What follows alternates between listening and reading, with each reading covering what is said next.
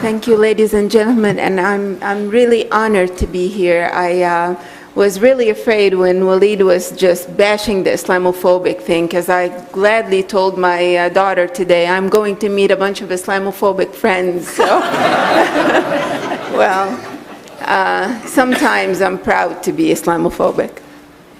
So I'm really honored to be here today, and my work and my ministry is through stories, and I would like to bring you a couple stories. One from my homeland, Egypt, and it's the story of my mother. Just briefly, my mother is born in a Muslim family and raised, with all the Muslim rules that she learned from her mother. And my mother had, she wasn't really your normal Muslim girl. She was very wild, very embarrassing, did whatever society and Islam said never to do. So one day, my mother decided to become a Christian, and that was a long story. But when my mother decided to become a Christian, my whole life shattered. Because of her decision, the government would decide to follow her. Our family would disown her. She would lose her business. She would be persecuted for the rest of her life. And I had to watch my mother stand in front of the Muslim imams as they threaten her and say, if you don't come back to Islam, you know what the penalty is going to be, and you have exactly 3 months to come back or the penalty is death. Mind you, Egypt is not a country that has Sharia law. It doesn't follow Sharia law, by the government or anything, but it is the street law that would apply right there. Shortly after, I found myself trying to save my mother from her decision of following Jesus that she's talking about all the time. And, I thought that Jesus is going to kill her. So I wanted to save my mother, and I took on the Bible and started reading the Bible, and I ended up having an encounter with Jesus.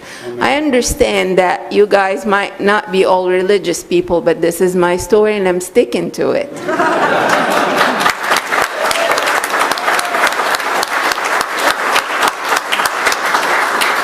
Shortly after, it took me a while to share my faith with my mother, but it was a pleasure for me to share with her also the freedom she received. Once her life changed, she tasted something that was different, and she wanted to share it with everybody, and she ended up escaping from Egypt.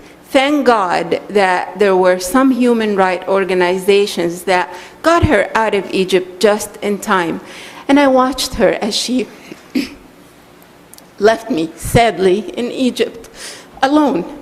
Because the law is that I don't have a say-so, she doesn't have a say-so, but my father does. He has to sign for me or for her to leave Egypt. She was able to leave, and I stayed. And I stayed alone to fight for my life and to fight for my freedom of worship. Through many events and many things happened, I ended up marrying a Muslim, because by the Egyptian law, I could not change my religion legally on paper, and I could not choose to marry a Christian if I want to. Imagine my story as the story of millions of Muslim background believers right now in Egypt. And when I say millions, I mean millions. There are millions of them inside of Egypt now, and I have the proof. I ended up marrying a Muslim, and with a miracle, I was able to escape with my 2 children out of Egypt. And you can see my story.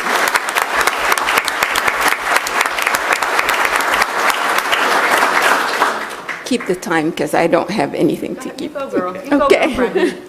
Well, the second story would happen with the start and the beginning of my freedom. As I landed in America, first, before I landed in America, the first time that the airplane took off and I just waited, it was Egypt Air, all Egyptians around me, very scary. And as soon as the airplane took off, and I felt like we're just out of Egypt somehow, I took off my veil. And my son, who was 7 at the time, looked at me and he said, "Mom, you're going to go to hell." I said, "Son, we just left."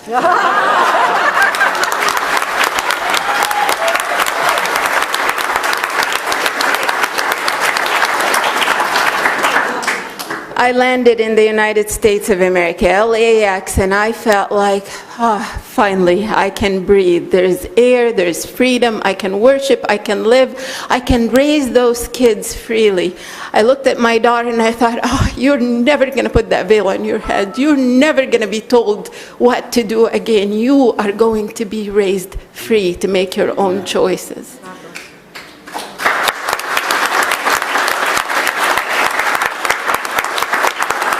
For we live in the land of the free.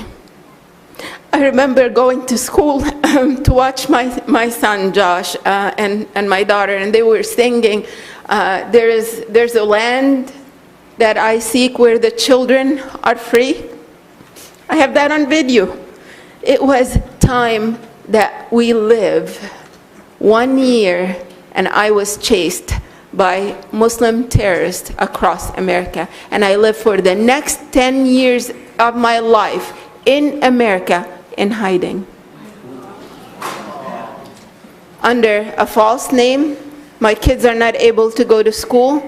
I don't have a job, I don't have a name, I don't have a social security, I don't have anything. I will not do anything illegal. How am I supposed to live? How am I supposed to protect my kids? There were times where my kids are afraid because they know they had to be told the truth. If you were taken back to Egypt and if I die, someone is coming to get you. And we've set this up. There are organizations, believe it or not, in this country that are aware of these things and help women like me.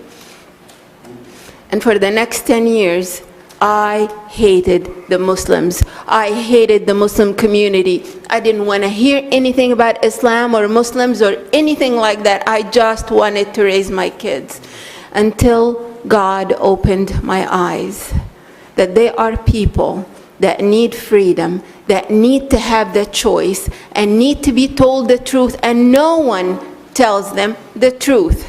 Most of them are just like me. They didn't know the truth, don't have a way out. When you look at me today, remember that there are half of the Muslim community around the world, not only in America, are women like me. They do what they're told because they look at their kids and say, if I say something, you're going to be taken away from me. I'm going to lose you. I'm not going to have the right to stand and defend you. I might die, and many of them do. And this is where the change happened in my life. And I was presented with the ministry I'm doing today. Today, because I believe that the truth of the freedom that I thought, see, there's an important point for us to understand. You have to understand freedom to be able to live freedom. The freedom I thought I had by just coming to America is the freedom of the law, of the Constitution of America, which I appreciate and I believe and I follow and I commend and all. But if it wasn't until I understood the freedom that Christ gave me that I was able to act on the freedom that we have in America.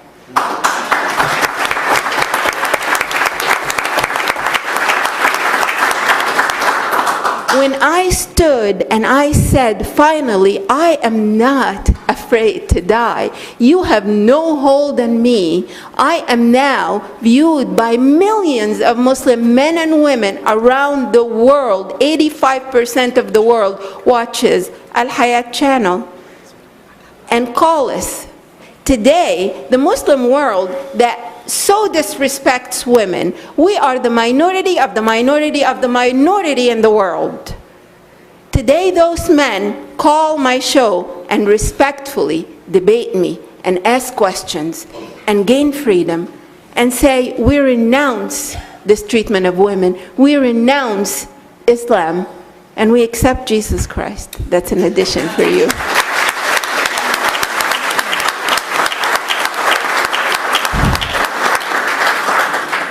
If you have an edge over the world.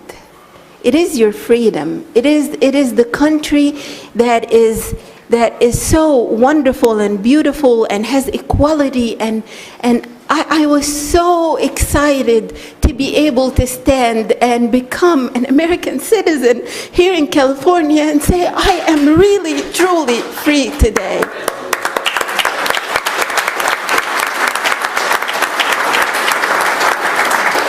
But with that, we need to understand our enemy. Our enemy is not the Muslims, it is the laws of Islam. Islam looks at people as groups. People don't matter to Allah. They don't matter to Allah. He can erase them and bring many others. That's what Quran teaches. That's why Muslims don't understand human rights. Pamela, this is why. They don't understand that they are, as individual, valuable in God's eyes. They don't understand that you, Americans, respect people because they are people. They need to learn. We need to teach them, but we also need to not allow them to change our laws. This is the law of the land. You respect this. And this is what the Bible teaches, and that's why I stand by it. Thank you.